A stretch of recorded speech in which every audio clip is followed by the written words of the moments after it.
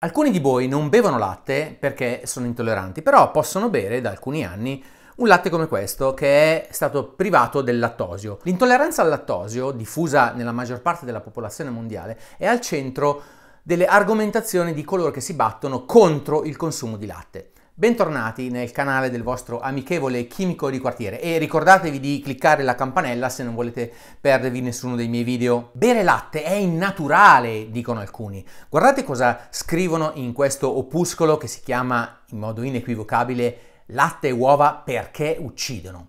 Dicono: gli esseri umani sono gli unici animali che hanno un comportamento così naturale che va contro la loro stessa fisiologia. Non per niente nel mondo 3/4 degli adulti sono intolleranti al lattosio, cioè sono privi dell'enzima necessario ad agire sullo zucchero che si trova nel latte. Questo impedisce loro di digerire adeguatamente il latte e conduce a malattie del sistema digerente più o meno serie. A prima vista l'argomentazione sembra sensata. Se la maggior parte delle persone al mondo non possono bere latte, ci sarà un motivo, no? Forse noi non dovremmo berlo, ma si va davvero contro la fisiologia umana? E che dire poi di quella parte dell'umanità, me compreso, che invece il latte può berlo senza nessun problema. Dopotutto gli attivisti antilatte cercano di convincere coloro che lo possono bere, gli altri, quelli intolleranti, non hanno bisogno di essere convinti. Ma poi perché alcuni sono intolleranti e altri no? È un argomento che mi avete chiesto di trattare, per cui mettetevi comodi che oggi andiamo un po' in profondità. Seguitemi attentamente perché la storia che ho già raccontato nel libro Le bugie nel carrello è un po' complicata. Lo zucchero principale del latte è il lattosio, che è uno zucchero composto a sua volta da una molecola di glucosio e una molecola di galattosio. Tutti i mammiferi neonati possiedono un enzima, una proteina che si chiama lattasi, che nel nostro corpo agisce spezzando questo zucchero nelle due componenti, quindi arriva la proteina, la lattasi, e le separa. Questo succede nel nostro intestino. Poi glucosio e galattosio possono essere assorbiti e utilizzati dal corpo. Alla fine dello svezzamento, quando cambia la dieta, la produzione di questa proteina va a calare fino a scomparire quasi completamente dopo i 5 anni. Quando gli adulti, senza più l'enzima che digerisce il lattosio, bevono del latte, questo passa indisturbato nell'intestino e arriva ai nostri batteri, al nostro famoso microbiota, come si dice adesso, che lo metabolizzano, se lo mangiano,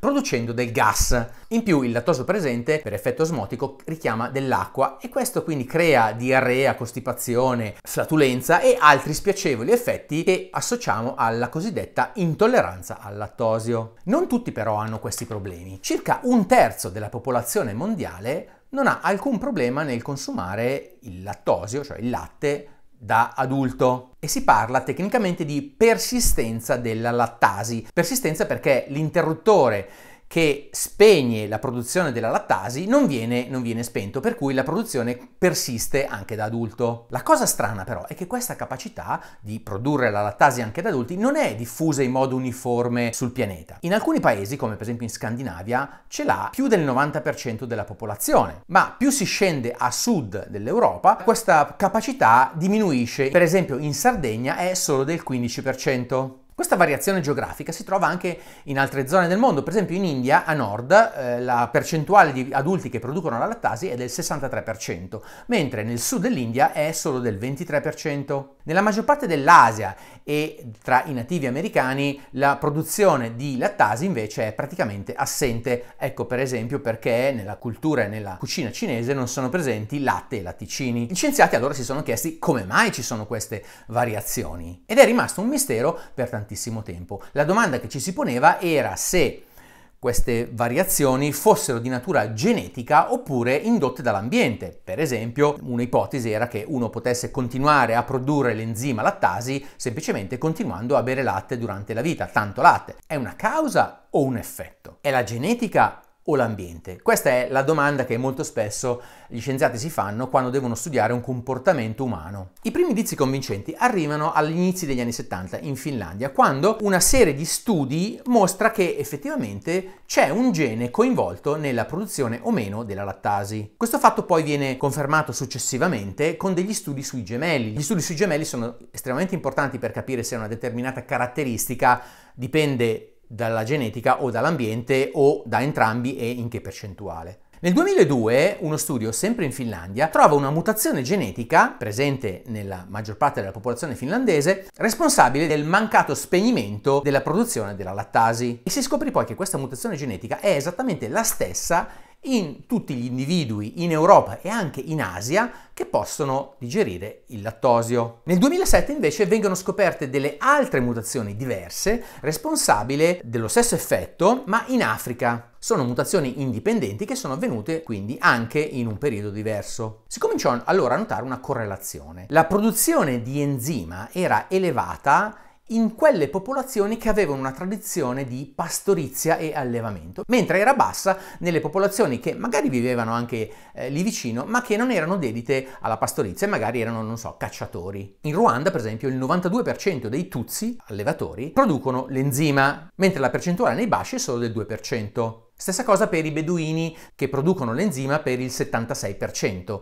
mentre nelle popolazioni che vivono nella stessa zona ma che non hanno una tradizione di bere latte, la percentuale è del 23%. Questo portò all'ipotesi che le culture di tipo pastorizio che praticavano l'allevamento e la produzione di latte abbiano selezionato quella variante genetica che manteneva la lattasi anche da adulti. Ma come è successo? I resti archeologici mostrano che il latte diventa un alimento per gli esseri umani adulti circa 10.500 anni fa in Anatolia, nella moderna Turchia. In quel periodo il nostro avo cacciatore-raccoglitore nomade diventa più stanziale, si ferma, inizia a domesticare piante e a domesticare gli animali e in quel periodo domestica pecore, capre e bovini e inizia a produrre del latte. 9.000 anni fa questi animali cominciano, seguendo le rotte migratorie, a entrare in Europa, prima in Grecia, poi nei Balcani e poi da lì si diffondono in tutta Europa. In Africa questi animali addomesticati arrivano qualche millennio più tardi, circa 7.000 anni fa,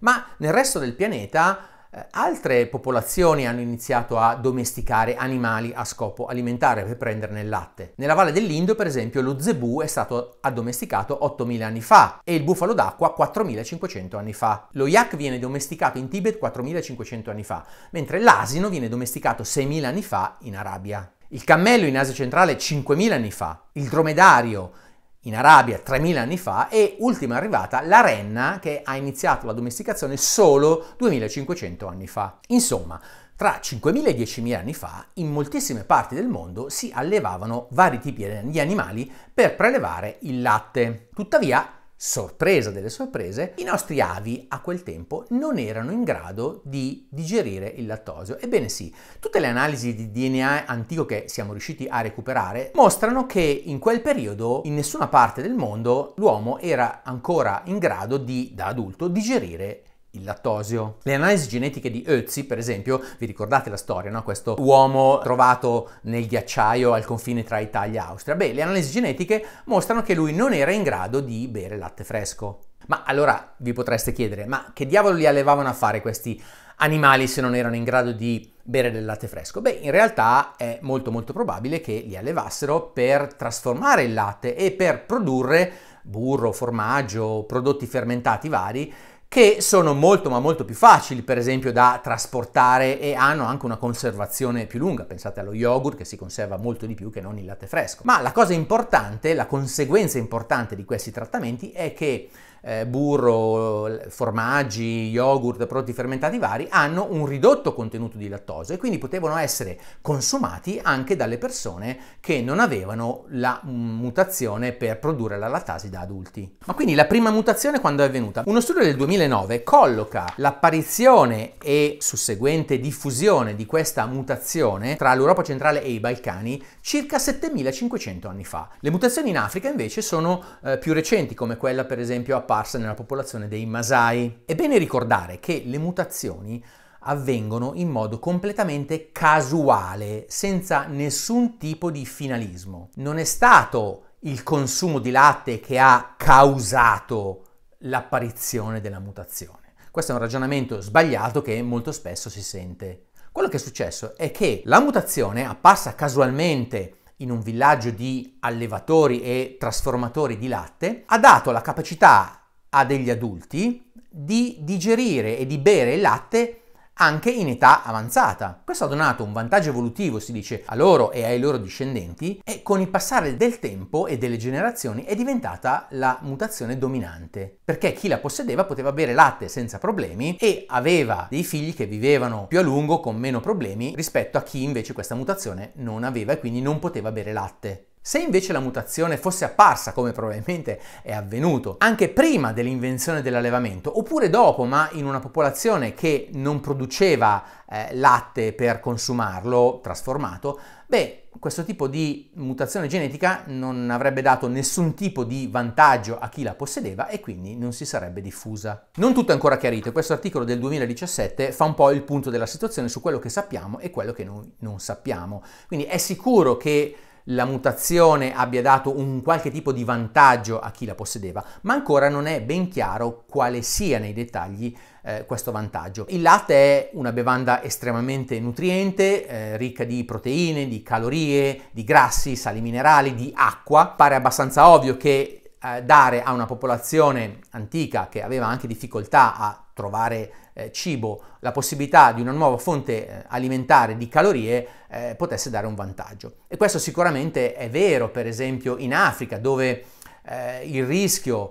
bevendo del latte senza avere la mutazione genetica poteva esporre a diarrea potenzialmente anche letale. È un po' meno chiaro agli scienziati che questo sia stato lo stesso vantaggio anche per esempio nelle popolazioni scandinave, dove la percentuale di persistenza della lattasi è così alta. Alcuni pensano che lì il vantaggio evolutivo sia stato un maggiore assorbimento di calcio, ma ancora le cose non sono chiarite. Ci sono altre cose che non sono chiare, per esempio perché, si chiedono i ricercatori, in alcune zone del mondo dove c'è una antichissima tradizione di pastorizia, come per esempio in Mongolia, lì le popolazioni di pastori non hanno diffuso la variante genetica che permetteva di produrre la lattasi. Al contrario, però, ci sono delle popolazioni al mondo, per esempio in Somalia, che non possiedono la persistenza della lattasi, ma riescono a consumare latte fresco ogni giorno. Forse è il loro microbiota, come dicevamo prima, non lo sappiamo ancora. Ci vorranno anni probabilmente per mettere a posto tutti i pezzi del puzzle, ma è indubbio che